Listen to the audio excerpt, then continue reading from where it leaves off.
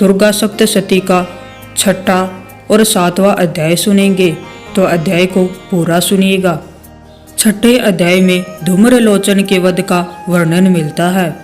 महर्षि मेधा ने कहा, देवी की बात सुनकर दूत क्रोध में भरा हुआ वहां से असुरेंद्र के पास पहुंचा और सारा वृत्तांत उसे कह सुनाया।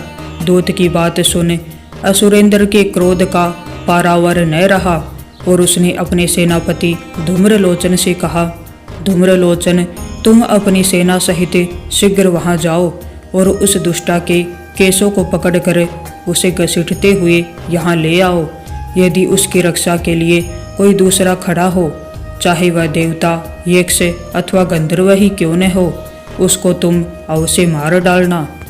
महर्षि मेधा ने कहा, शुंभ के इस प्रकार आज्ञा देने पर धूम्रलोचन 60,000 राक्षसों की सेना को साथ लेकर वहां पहुंचा और देवी को देख ललकार कर कहने लगा, अरे तू अभी शुंभ और निशुंभ के पास चल। यदि तुम प्रसन्नता पूर्वक नहीं जाओगी तो मैं तुम्हारे केसों को पकड़कर घसीटता हुआ तुम्हें ले जाऊंगा। देवी बोली, असुरेंद्र का भेजा हुआ तेरे जैसा बलवान यदि बलपूर्वक मुझे ले जावेगा तो ऐसी दशा में मैं तुम्हारा क्या ही कर सकती हूँ। महर्षि मेधा ने कहा। ऐसा कहने पर धूम्रलोचन उसकी ओर लपका, किंतु देवी ने उसे अपने हुंकार से ही भस्म कर डाला।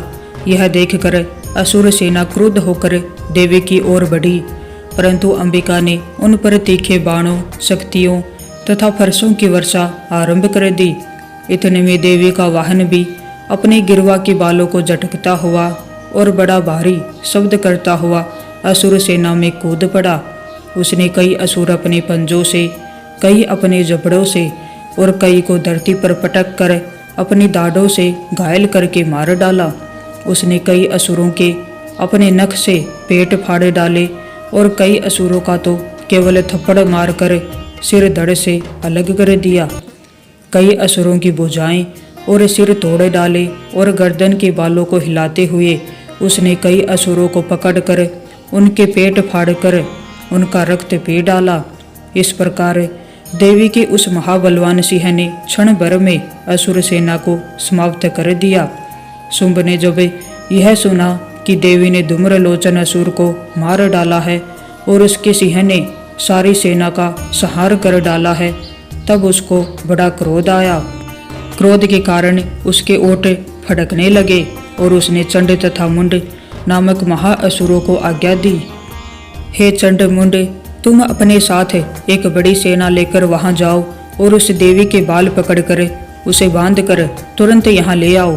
यदि उसको यहाँ लाने में किसी प्रकार का संदेह हो तो अपनी सेना सहित उसे लड़ते हुए उसको मार डालो, और जब वह दुष्टा और उसका सिंह दोनों मर जावे तब भी उसको बांध कर यहाँ ले आना।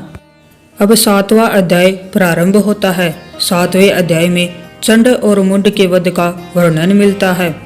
महर्षि मेधा ने कहा, दैत्यराज की आज्ञा पाकर चंड और मुंड चतुरंगिणी सेना को साथ लेकर हथियार उठाए हुए देवी से लड़ने के लिए चल दिए।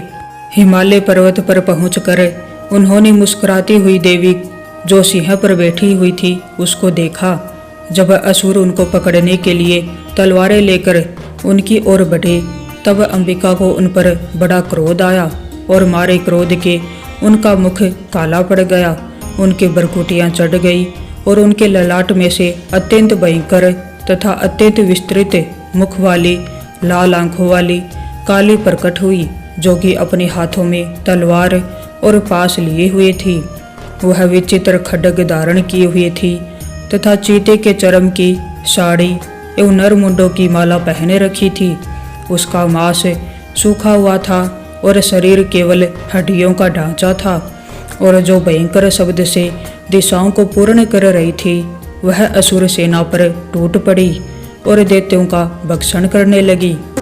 वह पार्श्व रक्षकों, अंकुशधारी महावतों, हाथियों पर सवार योद्धाओं और घंटा सहित हाथियों को एक हाथ से पकड़ पकड़ कर अपने मुंह में डाल रही थी, और इसी प्रकार वह घोड़ों, रथों, सारथियों व रथों में बैठे हुए सैनिकों को मुंह में डालकर भयानक रूप से चबा रही थी।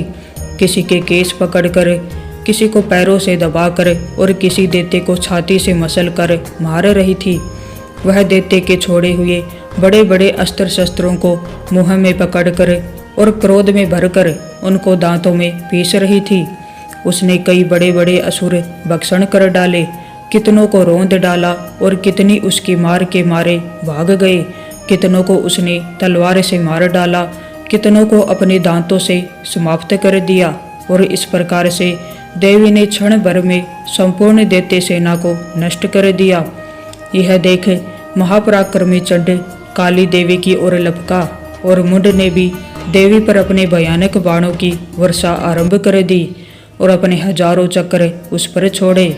उस समय वह चमकते हुए बाण व चक्र देवी के मुख में प्रविष्ट हुए इस प्रकार दिख रहे थे जैसे मानो बहुत से सूर्य मेघों की घटा में प्रविष्ट हो रहे हों।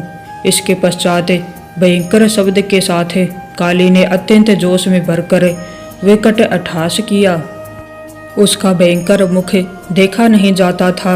उसके मुख से श्वेत दांतों की पंक्ति चमक रही थी। फिर उसने तलवार हाथ में लेकर हूँ शब्द कहकर चंड के ऊपर आक्रमण किया और उसके केस पकड़कर उसका सिर काटकर अलग कर दिया।